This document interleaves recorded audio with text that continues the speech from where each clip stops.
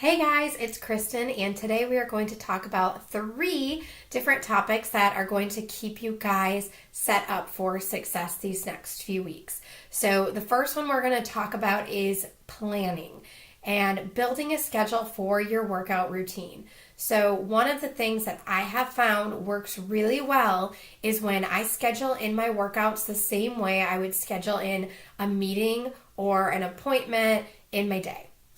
So I know if I don't get my workout done in the morning, drops like 50% that I'm going to get it done before the end of the day. So I like to wake up, I like to drink my glass of water, get hydrated for the day, and then I do my workout right away. So these next few weeks, I'm going to be committing to waking up at 5 a.m. And getting ready. So I want my workout to be completely done and checked off my list before 6 every morning. So some of you guys may be on that same track where morning workouts work better for you. Some of you guys might need them more towards the end of the day or maybe the middle of the day if your schedule allows for that. But pick a time and then stick to that. So that's going to be your set an alarm on your phone, put in your planner, whatever you have to do. Now, all plans, things get interrupted and things come up or whatever and it gets thrown off. But we make no excuses this December. So instead of just, oh, well, I missed my workout, that was the only time I had set aside for the day. No, you're going to have a backup plan. So my backup plan is going to be after work, immediately when I come home, because I know that way I won't start anything. I'm not going to get lost in a project or, a phone call or making dinner or whatever, and then all of a sudden it's like 9 p.m. and then I really, really don't want to do my workout. So backup plan is right after work. So schedule in your workout, pick your time that's going to work for you, hold yourself accountable to that, but have a backup plan just in case, because you do not want to have to feel guilty for missing any workouts. So set that time aside. The second thing I'm going to talk about is hydration. So you guys should all be drinking about half your body weight in ounces of water. And some of you might be thinking, oh, that's not bad. I drink water all the time. But when you really calculate out how much water you need in a day, I know for me, I realized I wasn't getting nearly enough. So what you're going to do is that little equation, you're going to take your body weight, divide it by 2, and then that's how many ounces you should drink a day. But it doesn't stop there. You also need to add in extra water for different things you do throughout the day. So if you're a coffee drinker, you need to add in 8 ounces of water for every cup of coffee that you're drinking. It does not include the water you put in your coffee. So let's say, for example, you weigh 160 pounds, cut that in half. You're drinking 80 ounces of water a day. 1 cup of coffee brings you up to 88 ounces of water a day.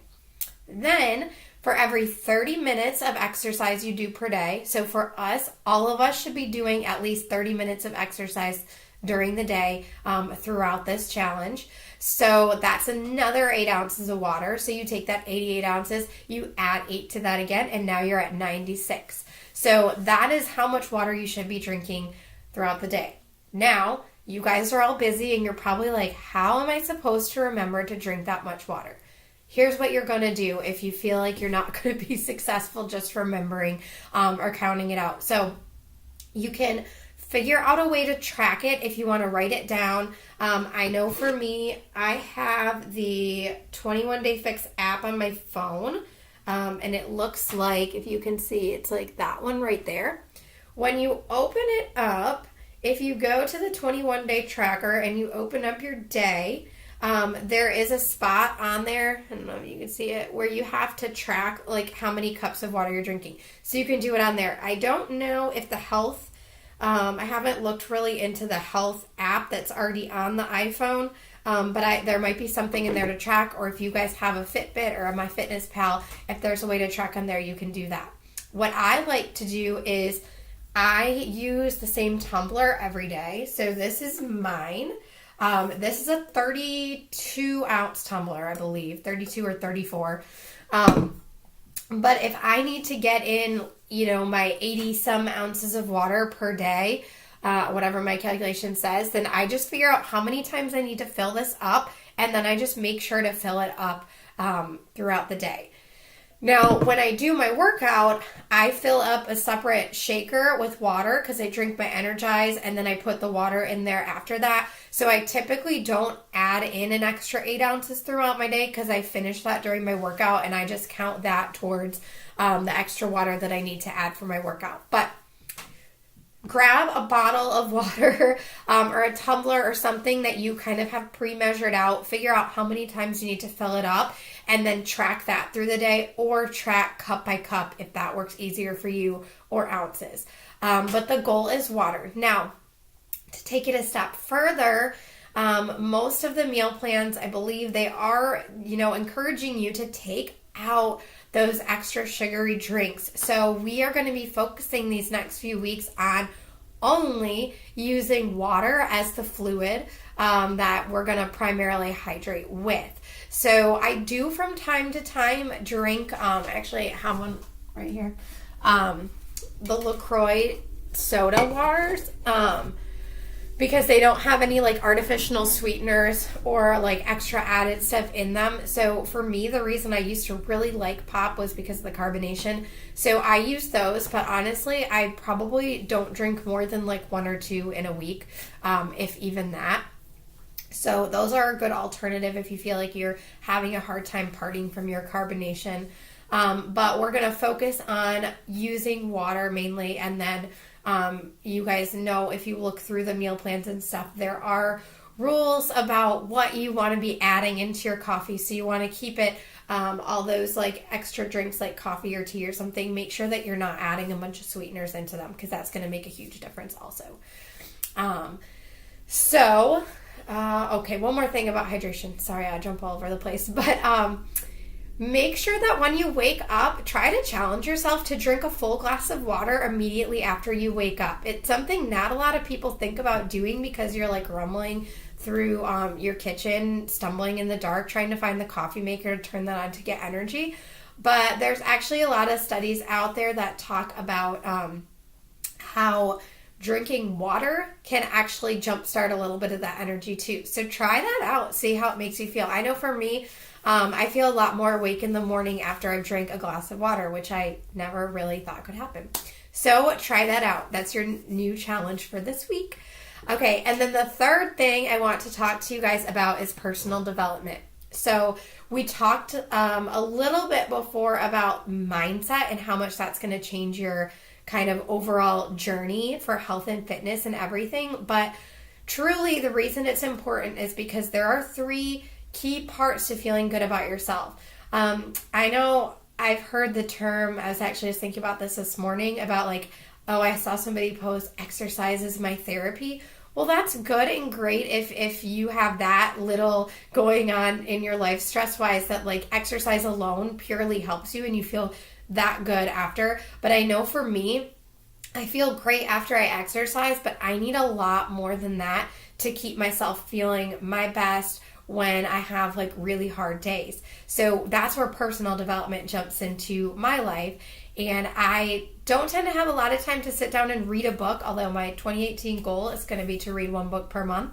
But I use Audible. I drive all throughout the day to work. A lot of you guys might have long commutes that you could use it, but it's an app you can download on your phone. I play it in my car so I can listen to it, and it's perfect. So I have tons of book recommendations for you guys, so just let me know what you're looking for.